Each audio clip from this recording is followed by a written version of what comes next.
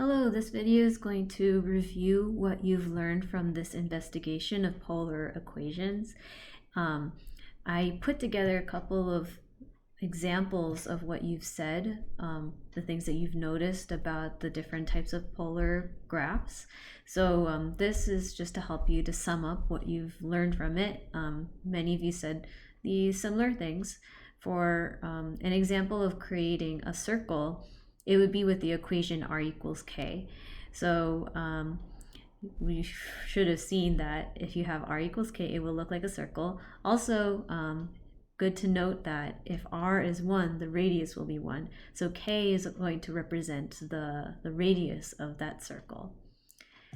Moving on, you also got to explore with spirals over here, and that equation looked like r equals k plus n times theta in there. And it looks like if you set it to k equals -4 and n equals 3, then you would get the same spiral that is shown in the example in here to make it match up with it. So then the equation of this was r equals -4 plus 3 times theta. So k, if we moved that, the slider for k, it would cause it to tighten or widen. And then for n, it's causing the spiral itself to shrink or stretch. So I think some of you also said that it's constricting the spiral some more.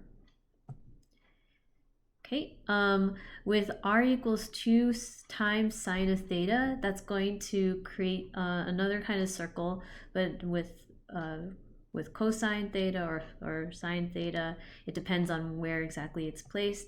So for there was either a red or blue circle, it's going to be the red one. And I really liked how some of you said that you could tell that it's going to involve sine for the red one because it's going through the y-axis. And we've seen that sine is the y-coordinate in our unit circle.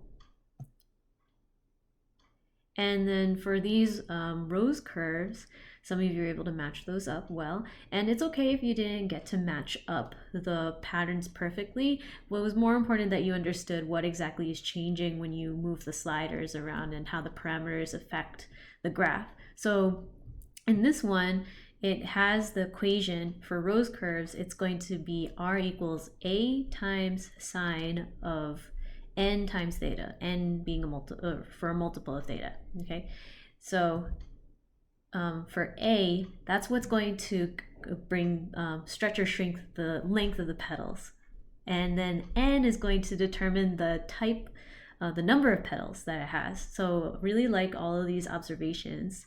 I think that one person also said, yeah, those over here, I'm not sure about the relationship between n and the number of petals. So I'm actually going to go over some more examples in this video so you can see what exactly is that relationship there. There is some sort of relationship depending on what the equation is. And then this last part here, I wanted to go over just with the different types of limicons. So the video further on is going to just explain more about the equation for limicons. And as you can see that they can generate somewhat different types in here. This one over here, the bottom left, is a cardioid. They're all limicons, but this one in particular is called a cardioid. And in this Desmos activity, it also describes it as another way of thinking is like a dimpled limicon. Okay, so I just want to show some examples then, or just to make sure that we sum up what we've done with that. For here, I also want to show you more examples. So just from a reminder, circles can be of the form, and for the Cartesian plane, you would have this equation x squared plus y squared equals r squared. R is the radius.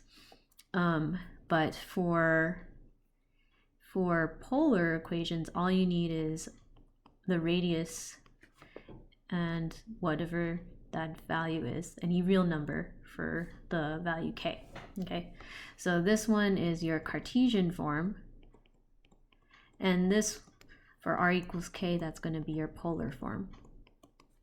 Okay, other polar curves include spirals, and actually that one's not in the textbook, but I thought it would be interesting for you to explore with that.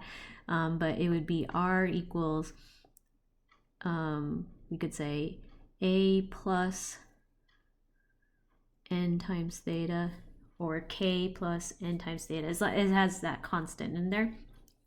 Rose curves, you would have, it would be the form a times either sine of theta, and I'm going to also include n, so a multiple of theta in there, or r equals a cosine of n times theta.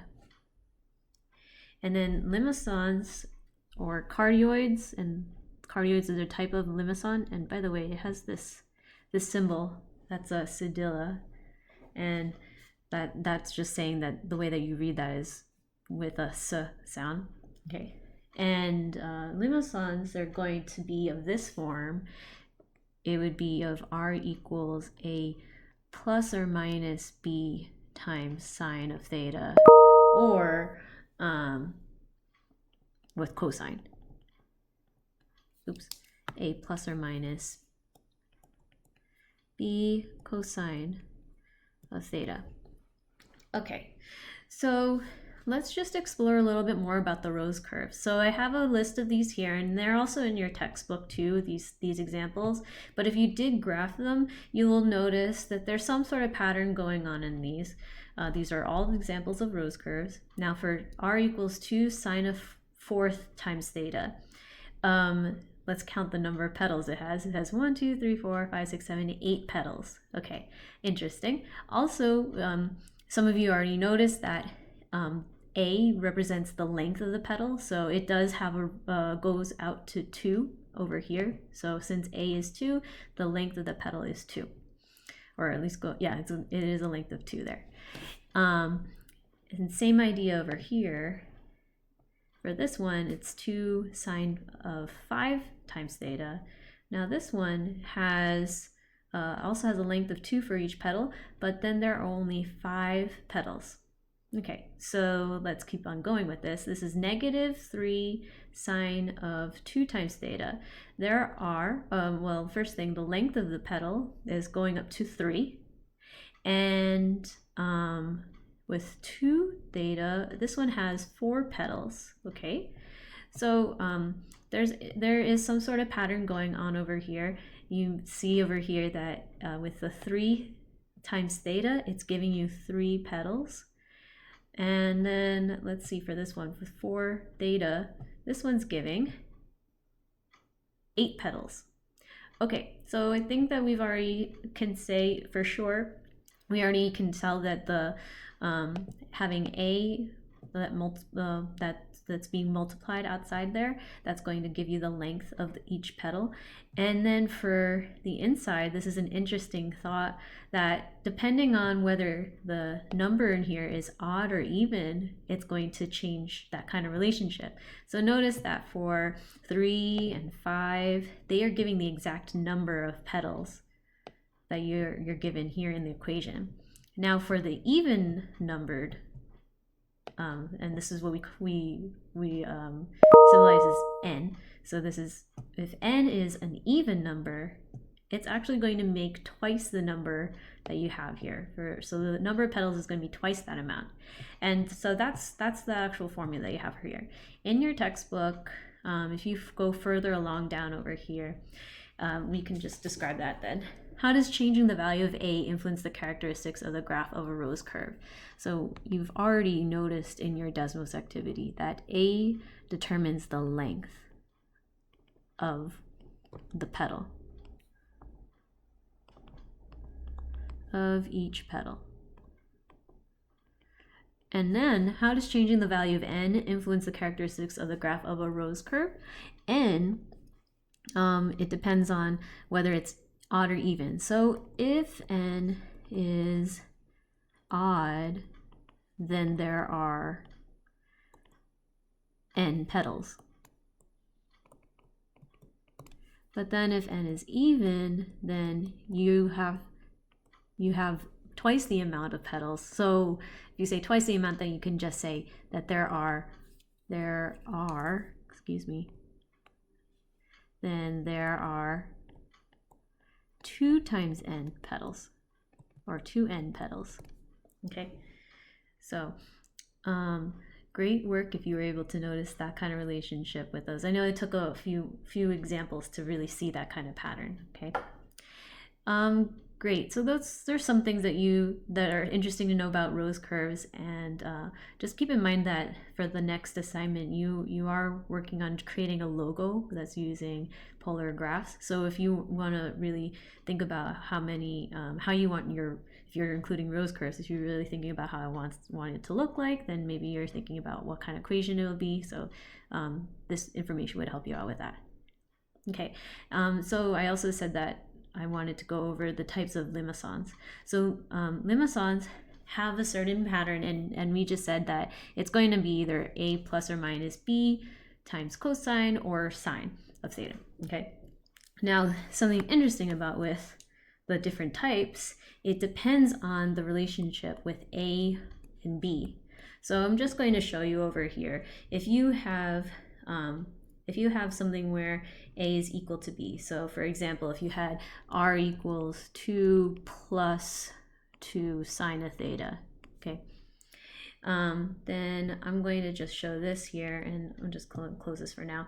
But for a plus b sine of theta, I'm going to change this to 2, and this one to 2. So this is an example of a cardioid. It has that kind of dimpled part over here, okay? So it would look something like this. And I'm just making a very vague, as best as I can with the sketch, right? Then for the rest, again, all of these are limacons. This one's just a special one because it has where a and b are equal to each other. If you have different values from there, that's when they're going to have a different kind of shape. So say if a is less than b, so this one is going to show that inner loop in there. So this is just my example. If I had 1 plus 2 times sine of theta, then that's going to make that inner loop. Something like that. Okay. Actually, that's a very poor one. I'm going to try that again. Okay. So it'll make that inner loop over here, and then it's going to end back over at 0 there. Okay. And then for the other one, if I switch this, if I say that if I say that a is greater than b, so if a is 3, then it's going to make this, we say it's a convex limacon because there's not much, it's not really caved in much, so it looks almost like a flat circle. So there's kind of a flat edge to it. So it'll look something like this. And my example for that was 3 plus 2 sine of theta. Okay. And again, if you had it with cosine, then you're going to see it reflected over, and it's going to just, or rotated to the side there. Okay. So those are all different types of polar graphs, and I wanted to give you more examples just to give you some more inspiration for your next assignment. You are going to design your own kind of logo that uses polar equations. So make sure you identify those different types of polar graphs and be creative with it. You make your own design. So I hope that this clears up of how those different types of equations can give different shapes.